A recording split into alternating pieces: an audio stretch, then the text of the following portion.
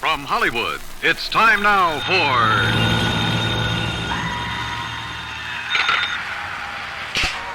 A white rapper has an incredibly stressful and unforgiving world to navigate. His fans think he's pretty cool, but rap star Vanilla Ice does get hot and bothered occasionally. It's not my fault. They can get hit by the cancel mob. Be called a culture vulture at every turn. Did I have anything to do with that? Yes. I'm from the hood. I'm from the ghettos, more or less. All right. And the worst, forever have to prove that they're not just popular because they're white.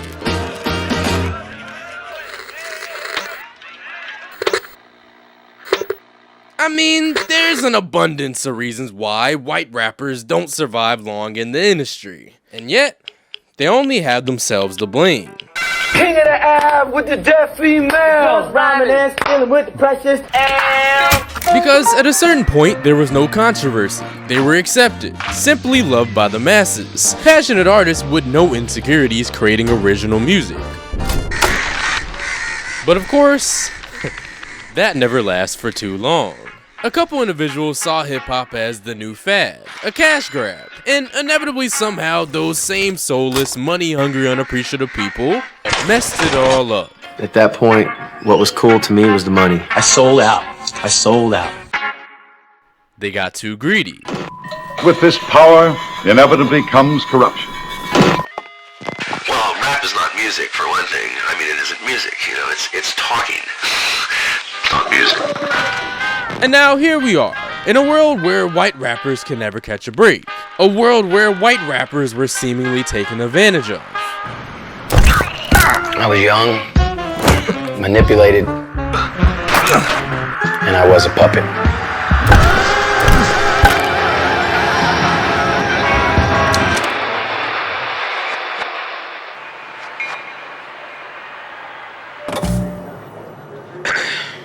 Look, I'll be honest. If you're an ignorant piece of shit like me, whenever we see new white rappers, we kinda just immediately assume that they're garbage. Being white, word up, son. I'm black. So I headed down the street with a red bag and some crackers. In other words, me and 4 other white rappers. Or before you run to the comments, on a slightly more positive note, maybe we'll immediately assume that they're doing some cookie cutter version of an artist that we already love, which, unfortunately, this stigma is something I like to call the white rapper curse. An innate bias against white rappers, not just from me, but from mostly everybody. Hello, white rapper, I am what I'm rapping about. This is incel rap at its finest. Plow, plow, plow. 45-year-old white dudes are like, that's fucking so good. Well, I'm the G child. You could look at me and laugh. I'm your typical average piece of white trash. In your opinion, white rappers generally, they're trash. They're trash. They're garbage.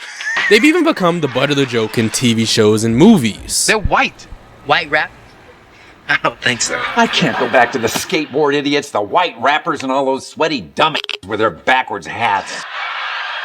Therefore, as white rapper slander becomes ever more prevalent in pop culture, we have now witnessed firsthand the creation of a stereotype. It's just like how people grew to accept that all cops love donuts or that all white people can't dance. It's even how most of the world thinks that bulls hate the color red, despite the fact that they're actually colorblind and are really just antisocial, aggressive kids that hate when a little cloth thing is being waved around. So, now, luckily for us, but unfortunately for them, we have the white rapper stereotype. And with that being said, I think it's time to officially introduce you to the wonderful, weird, whimsical world of white rappers. Our star will return in just a moment. Coca-Cola has a distinctive flavor, all its own. Stop! Start using Head and Shoulders. Have you ever ordered something online and it arrived just fine, but then you got a call or text message from an unknown number saying that your package can't be delivered? Well, I have. And matter of fact, I get a million spam calls and texts every day, so much to the point where I will not answer my phone at all if it's not from a number on my contact list. You could say my trust has been broken, shattered even.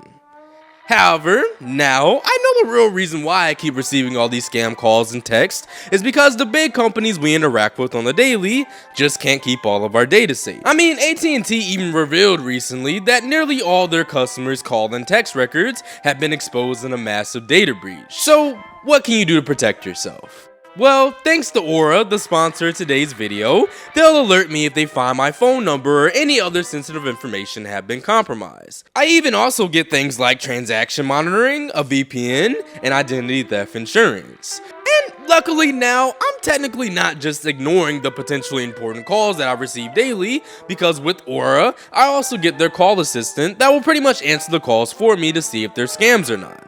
So, in a day and age where literally everything you click on might end up potentially leaking your data, to stop this from happening, go to aura.com/knockknock, which is also linked in the description, to try your first 2 weeks for free. Now, Act 2 of yours truly In just a moment. Here, for our first faction, we have a very polarizing set of artists called the Fast Rapping Renegades, or the faster you rap the better it sounds club, aka the Eminem wannabes. A lot of white rappers just came through and did that fast flow. Finna do it like I never done it, and I wanna run it, and I wanna keep it going and going like it's And said nothing. They're the people who rap fast just for the sake of rapping fast without any rhythm or melody.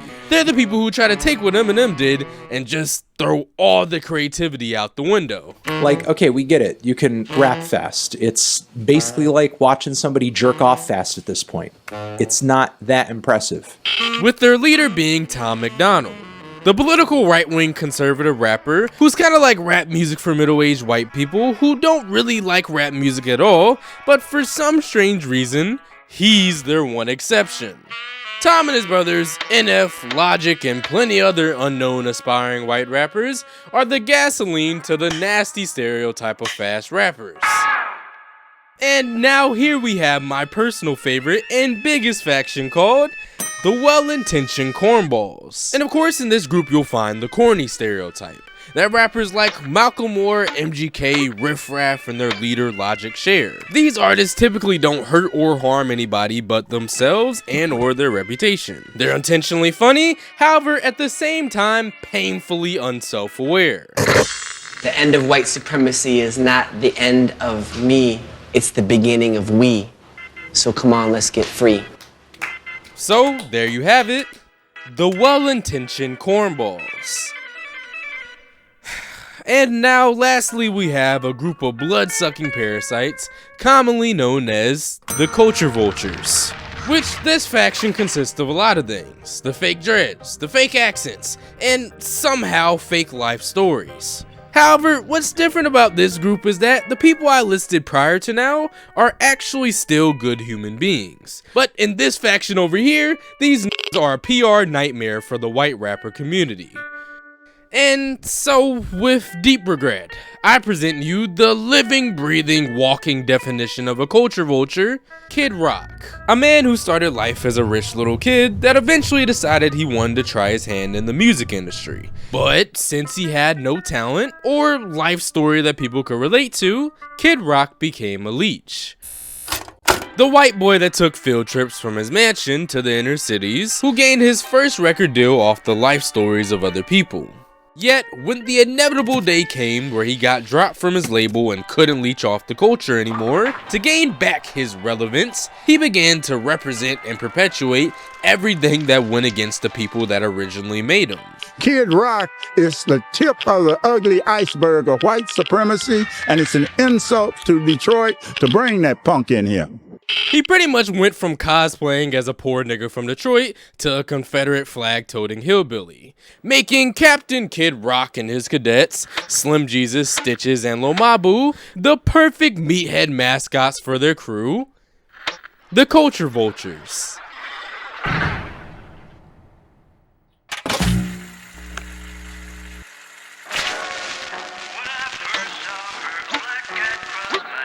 And all these factions are a problem because a loud, annoying-ass minority typically always seems to stereotype the whole group, meaning that people, including myself, will use them as a cop-out to ignorantly say shit like all white rappers are ass, or all white rappers are corny, unoriginal, wave-hopping, soul-sucking vultures. Which, for that exact reason, it's why it's time for me to face my fears, and either confirm or deny my ignorance. So, to do this, I need to learn where each one of these stereotypes actually originated from, and I need to know who really started the white rapper curse. So, as I began researching, I found that in the late 1980s, what is all fun and games to me now were actually people who were genuinely concerned about another black creation being taken and exploited by white individuals while the black creators faded into obscurity. To them, it wasn't and isn't about color. It was about preserving their own culture. Because, obviously, hip-hop wasn't black people's first rodeo dealing with this form of gentrification. In 1888, a young woman named Ellen Eglin invented the clothes wringer, but because she believed that no one would buy her invention once they found out she was black, Miss Eglin sold the patent to it for a measly $18, while the company who bought it went on to make millions off her invention. And like all other famous Hot Point quality appliances, are the very finest, most advanced you can own. In 1951, Ike Turner and his band conceptualized rock and roll, only for it to be commercialized 3 years later, and then turned into a white man's genre by the one and only Elvis Presley. So, from their perspective, in 1987, once again something that was initially not even considered real music is seemingly headed down that same path. However, this time, because of hip-hop's strong counterculture nature, Ice Cube, the gangster. The end result might have been the same, but the whole scenario actually turned out a little differently. Ladies and gentlemen, tonight we're going on the block. This is Harlem. Welcome to America's backyard. See, at the time, no other genre told the real-life hardships as explicitly and genuine as rap, so instead of copying it, the media tried to hold hip-hop back as much as possible, by implementing a tactic that many would call today the Great Rap Censorship Scare. This week, the music industry was encouraged to stop releasing the music, and a U.S. senator threatened to hold public hearings on the subject. Sexually explicit lyrics. Sexually explicit and violent lyrics. Lyrics too explicit to be repeated here. Lyrics considered obscene by the authorities in Minnesota. And of course, this old people outrage didn't stop there. Meet Tipper Gore, a woman who had various connections to politicians that decided to take music censorship a step forward beyond the simple media scrutiny that was pretty much falling on deaf ears. So to accomplish her goals, Mrs. Gore, along with the PMRCA, fought hard in court to put a halt to the spread of the wretched, devilish rap and rock artist. And they won, which ultimately ended up creating these things that we see everywhere now called parental advisory stickers. We believe the uniform logo, parental advisory, explicit lyrics, will enhance the existing voluntary system. However, since I wasn't born in the 1800s, I had to order some of these old school vinyls to see the effect of Tipper Gore's work for myself. And, well, the bitch did a good job. The black and white stickers that we see everywhere today were heavily enforced when hip-hop started gaining a little traction. That's why, under the PAL program, rap artists were pretty much forced to put them on essentially every single vinyl album or song they sold. Yo, censorship ain't American! And after they were forced to put these stickers on their albums, many big record stores in New York coincidentally told everyone that they wouldn't sell any albums with these stickers on it. It threatened criminal prosecution if the stores continued to sell the new NWA record to minors, leaving rap artists to have trouble getting played on the radio, signed by a major record label, or even performing at certain clubs. So, there it was. They got exactly what they wanted. Just like how rock and roll was once called devil's music, hip-hop's counterculture nature was deemed too explicit for America's children.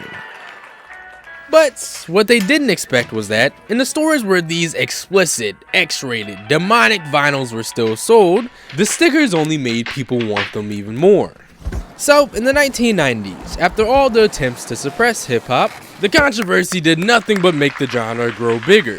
We did it, man. We did it. Hip-hop went mainstream.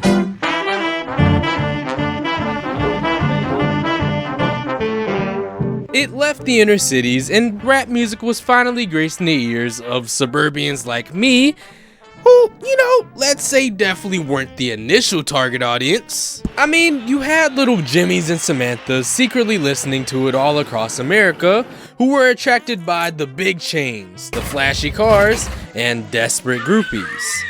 But with the genre's growing notoriety, of course from here it wasn't all sunshine and rainbows. At this point, hip-hop had become less of a delicacy, and more like something enjoyed mostly as a form of voyeurism. Gangster rap has become incredibly popular and profitable by selling lyrics about black-on-black violence to a young mainstream audience that wouldn't dream of going anywhere near a ghetto. Which inevitably this breeding ground for voyeuristic behavior brought them right in. It finally attracted the Vultures. With the rapid rise of hip-hop came a sudden new wave of white rappers, leaving a lot of people to rightfully question, how can these artists create and not appropriate? Go ninja, go ninja, go. Go ninja, go ninja, go. Go ninja, go ninja, go. Go. And honestly, the answer to that question realistically wasn't hard. When you look at groups like the Beastie Boys and Third Base, you can clearly see perfect examples of simply how to not take advantage of a culture you don't care about. Simply how to be a good white rapper. Because it was here, with them, where white rappers essentially started with a clean slate. There was nothing to be insecure about because there was no scar on their record yet. Meaning that if no one messed up, there would be no white rapper stereotype today.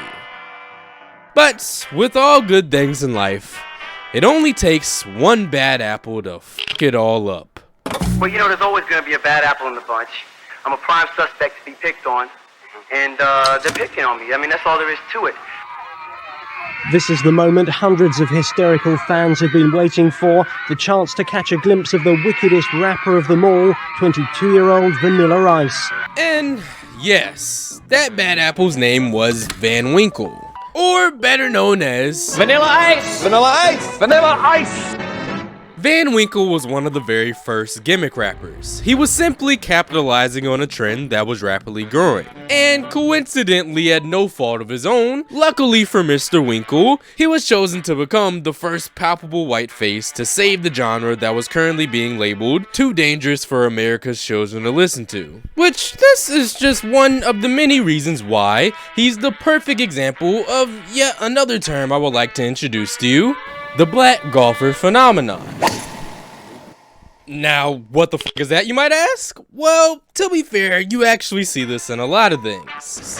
The black tennis player, a black hibachi chef, an old person skydiving, the weird white woman interviewing hip-hop artists. People love watching other cultures collide in different settings that are typically outside of their cultural stereotypes. It's especially why back in the 1990s, when you put the other reasons aside, a white rapper will usually get more attention than the everyday run-of-the-mill black rapper. But the thing is, whether Van Winkle knew this or not, the people around him exploited it.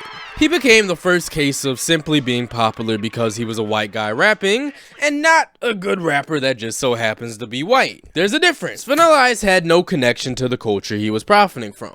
So here was where the "you're only popular because you're white" stereotype was born. However, let's be real, that didn't fucking matter, because while many people were criticizing him, Ice was laughing all the way to the bank. At that point, what was cool to me was the money. I sold out. It wasn't about cool anything else. What's cool is that I'm getting paid. I'm a sellout. Wow. And he's right, but it worked. His song Ice Ice Baby got so big, it reached an entirely new audience of people who didn't even know what real rap was. He crossed the finish line when he became the first rapper ever to hit #1 on the pop singles chart. Now he's trying to move into the Movie History Hall of Fame with a film called Cool as Ice. And at a certain point for Van Winkle, music became an afterthought. So because of this shit, he starred as himself in his own movie. For some reason, he was also in the Ninja Turtle movie. Hell, he even had his own Vanilla Ice doll. Van Winkle really milked this whole rap thing as much as he possibly could.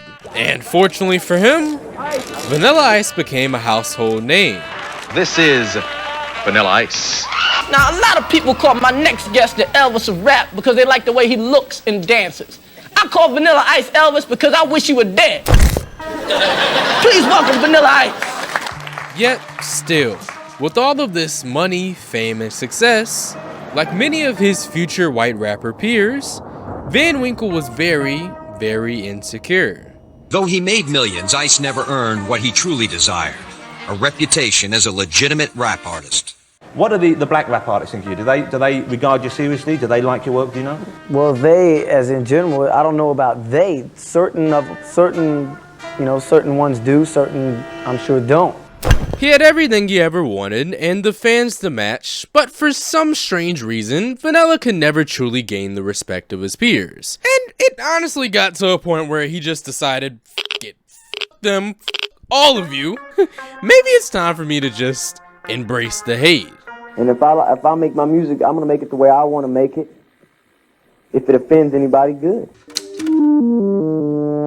So, in a time where actual talented black artists had trouble even getting on the radio, the way Van Winkle fought back against his quote-unquote haters only made people despise him even more. Just 6 months after catapulting to the top of the music world, Vanilla Ice was falling hard. And not only was he falling hard, but he was simultaneously digging the hole even deeper. Yet, don't misconstrue me. Vanilla Ice wasn't hated simply just cause he was white. It was because he denied that being white even somewhat helped him get to the level of popularity he was at. People felt like he was really gonna be the next Elvis of hip-hop. So, this was where the culture vulture stereotype was born, and soon shortly after, the corny stereotype would certainly follow. By the spring of 1991, he'd become a lightning rod for parody and satire. Would you consider street to be one of your favorite words? Word to your mother. So you're saying you're from the streets? I'm from the streets, man. If it weren't for rap, I'd probably be in jail or dead. I'm from the streets, and if you can't see it, then you're blind as a bat. Because I dance, I beatbox, you know, the stuff with the mouth. What street? Sesame Street? So, at the end of 1991, while the absolute meathead Vanilla Ice was still on his tirade of trying to fight back against the haters and somehow prove that he was from the streets, this type of blatant lying, mixed with his overall ignorance, is what ruined the idea of white rappers for a lot of people. And well, little did he know, because of all this, he subsequently cursed his future white rapper counterparts to a long career of insecurities. So, of course, before there could be another dominant white rapper in hip-hop, let's just say their reputation desperately needed to be fixed. But, trust me, that was the last thing on Vanilla's mind. He was too far gone. Van Winkle became nothing but a raging wrecking ball full of hate. The people who try to hold me down and talk bad about me, kiss my white butt. Word to your mother.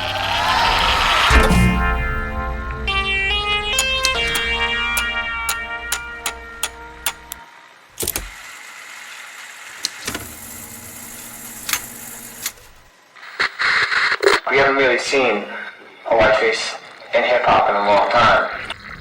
Why do you think that is? Why do you suppose that is? The year was 1999. New York was bustling, hip-hop was flourishing, and a new white rapper was on the rise. Now, I'm sure Eminem needs no introduction, but what I will say is that people could tell from the very start that he embodied and stood for everything Vanilla Ice didn't. But regardless, a young Eminem still had a large task on his hands. He had to undo what I like to call the white rapper curse.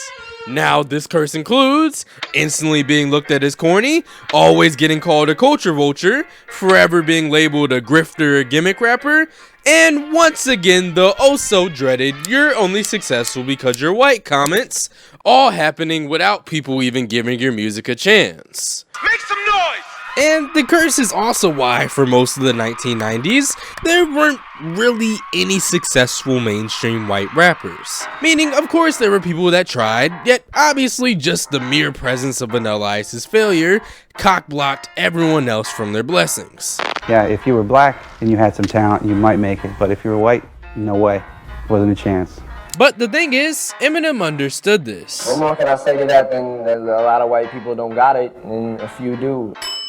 In order to break the white rapper curse, M knew that he needed to put a barrier between him and artists like Vanilla Ice. Therefore, to create this well-needed space, the way Eminem dissed his idiotic white rapper peers made a lot of them very, very angry. What do you make of Eminem? Do you ever feel like he maybe stole your career?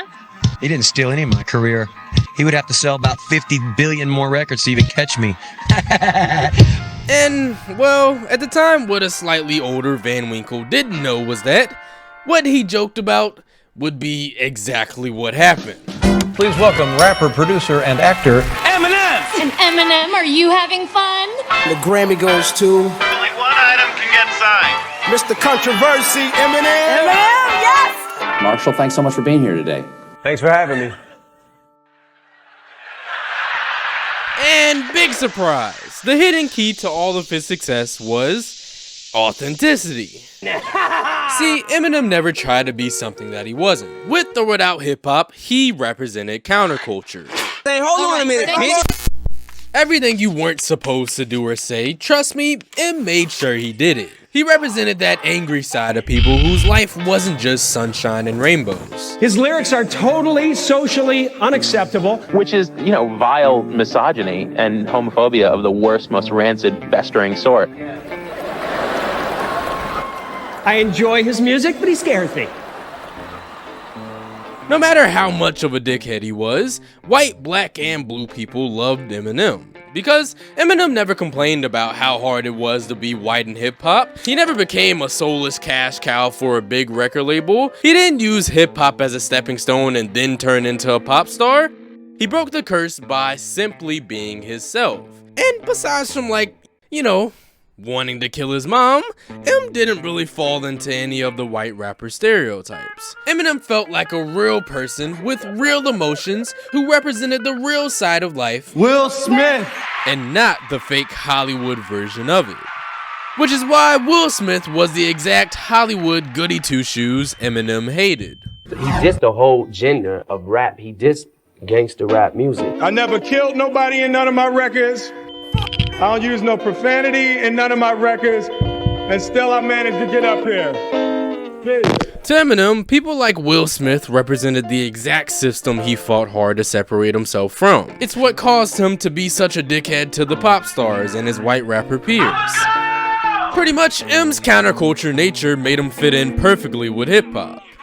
And after a while, it got to a point where you couldn't just put him aside in the white rapper category. Because M was respected by his peers, he discovered 50 Cent, he actually embraced the culture, and instead of denying it, M even points out how he knows being white helped him get to the level he was at. Everything that people typically hate white rappers for doing, at the time, he did the opposite. He pretty much gave the perfect crash course on how to navigate in hip-hop as a white rapper. Yet, even though the white rapper stereotype stopped applying to him, he could still never really get rid of it. Because what I didn't tell you was that Van Winkle wasn't the only problem. Obviously, it was the record labels too, which, shit, they were and are still the main problem. Because they're smart enough to know that the black golfer phenomenon is very, very profitable. It's why when they saw Van Winkle gaining massive popularity on his own, they came and milked him until he collapsed. And now that Eminem's gained respect in hip-hop, it gave them the green light to try and come after him too. But not like him necessarily, his clones. They wanted to recreate him. The music industry shifts to cater to what they want. So, with the idea of white rappers finally being socially accepted again, the old dusty white men that run the industry, who care more about money than the culture they're profiting from, were more than ready to rip the soul out of the genre and fully commercialize hip-hop. However, surprisingly, that didn't happen. Yet. I mean, yes, the moldy, rotten, disgusting apples like Riff Raff, Yellow Wolf, and plenty other unknown aspiring white rappers were definitely causing hip-hop to enter its beginning stages of becoming soulless. But at first, for the most part, Eminem damn near did the impossible. Because during his era, he essentially started what I call the white rapper revolution. It's time to get it right and please make some noise for my friend and yours, Mr. Bubba Sparks! Because it was here in the 2000s where you would see a rise in actual talented, cultured white rappers. Are you ready to get it right and are you ready to get it right and For instance, in 2003, you had Bubba Sparks, a country rapper who's kind of like the adult version of Jimmy from Bully, but I like him because he's creative and he embraces his real personality and where he's really from. And then also, here, in 2009, you had Asher Roth, someone who was initially called an Eminem clone, but I look at him as like the happier, free-loving version of him. He's an artist who really embraced being a white boy while rapping, all without it feeling corny or out of place. And of course, the white rapper revolution also includes people like Jelly Roll, Paul Wall, and the amazing Mac Miller. During this time, none of these artists felt like they were trying to sell you on an image. And that's why, after entering this video with such an ignorant nigga mindset, this golden era really changed my perspective on white rappers as a collective. But as good as the white rapper revolution was, what goes up must come down. I think it was just lack of knowledge. Yeah, the ignorance on the part of Naris. They Don't know anything about rap music. Welcome to the 2014 Grammys, the year of the Great Reset. And I'm about 40 seconds before destruction, so let me just quickly paint the scene for you. By the 2010s, hip-hop had become the biggest genre in music around the world, but for the third time, with that much success comes even more inevitable bad apples. The Eminem era was over, and he was no longer the dominant force he once was, meaning that, inevitably, white rappers had completely lost control. Get ass off! On this album, you say that you're the best rapper alive. Do you believe that? And every stigma that Eminem worked to erase would come back on this night that some would call the biggest robbery in Grammy history. Anticipation is building for the 61st Annual Grammy Awards. Talk to me about first year out here making a huge splash, and now you're going home with some Grammy nominations. Congratulations tonight. You guys have 7 nominations. Pretty big deal. Pretty big deal. Now, 2013 has been great to Kendrick Lamar. Your acclaim is up there. Grammy-nominated Kendrick Lamar. You to me are winning that. You to me are winning that.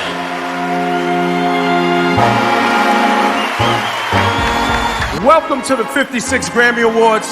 What a way to kick off music's biggest night. This is music's biggest night because it is first and foremost a true celebration of the power of music to free us, to move us, to inspire us, to totally surprise us. After years of white rappers doing relatively good in hip-hop, once again, one moment f***ed it all up. These are this year's fabulous nominees for Album of the Year. Good Kid, Mad City, Kendrick Lamar, The Hype, Macklemore, and Ryan Lewis. And the Grammy goes to... Ladies and gentlemen, He's sitting in bed with 3 Grammys right now. Yeah, Macklemore! Macklemore's on the program. Everyone had just watched Kendrick be snubbed out of a Grammy, and Macklemore essentially be labeled as the representative for hip-hop. So, there it was. This night is when award shows fully lost their credibility, and also unluckily the night that seemingly started an all-out war on white rappers. With, of course Macklemore being the first casualty. And this is no exaggeration. Him winning a Grammy pretty much nailed him to a stake and caused her fans to hurl literally every single white rapper slur in the book at him. Which, this was the era of the stereotype that I grew up in. Time after time, I would see white rappers get big and then go out in very disparaging ways. Examples being Iggy Azalea, G-Eazy, MGK, Logic. The white rapper curse was officially back and in full effect. I understand it, that The people behind these generic artists' only goal was to milk them for money and then subsequently rip the soul out of hip-hop. For only 99 cents. I mean, of course I know that we were far past the beginning of commercialization, but they got too greedy.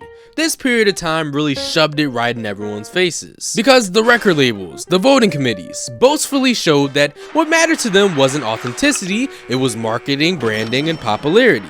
From the beginning, to them, talent was no longer necessary when you could just take a friendly face, turn them into a soulless machine, and then put a team of ghostwriters behind them.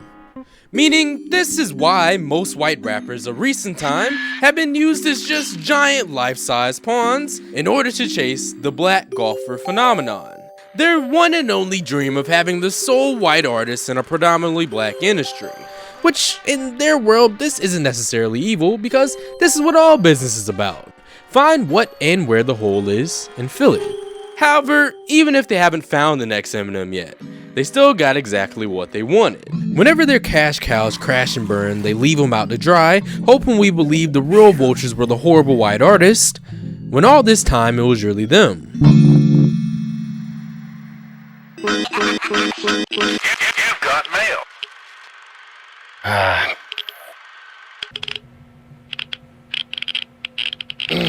Rob Van Winkle here. You might know me better as Vanilla Ice. I have no excuses.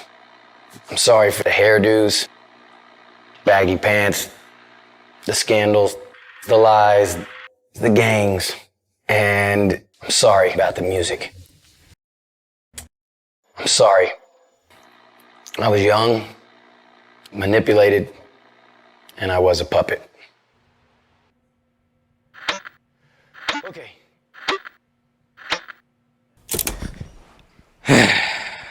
Well, I hope I don't get too many mean comments on this video, cause that would just hurt my little feelings. But regardless, I know them niggas is gonna be on my ass down there, so I'm not even gonna venture into whatever war is being fought in those comments.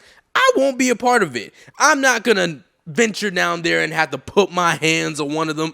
I'm not gonna do it, cause I know them people are gonna be on my ass crazy, and it is what it is. Because if you're here, I just want to say I hope you enjoyed the video, but instead of me promising again that I'll be back in a month, which I actually will this time, I want to give y'all somewhere else to watch me that I'll be posting every single week on. This is the Crash Dummies. Woo! America! You ever see a nigga just doing too good just all the time, everywhere that they're at? Just winning, and you want them to lose. Like, these are not slick, bro. Don't be fooled by this at all. Under all this, bro, it is a white man. Who got more aura, Jaylen Brown or Jason Tatum? Jaylen Brown. See, you want to fuck him too. Oh my god, bro. Wait, why I say two like I want to fuck him? It's a channel I started with my friend Miles, where you get to see like a less button-up version of me. And more importantly, it's a place where I can actually be consistent. Like, reliably consistent.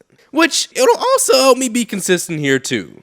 So, if y'all want to go over there and check that out, I will see y'all every single week over there.